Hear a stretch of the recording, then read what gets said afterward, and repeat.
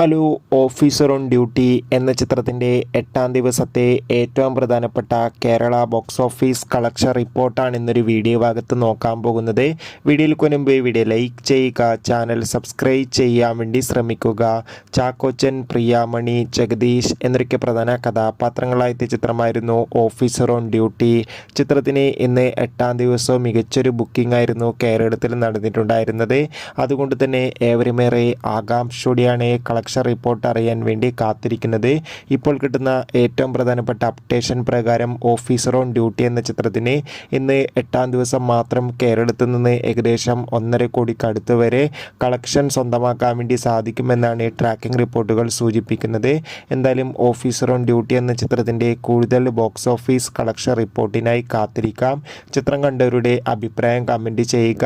March മാസം ധാരാളം ചിത്രങ്ങൾ OTT റിലീസ് ചെയ്യും. ചാനൽ ഭാഗം പരിശോധിച്ചാൽ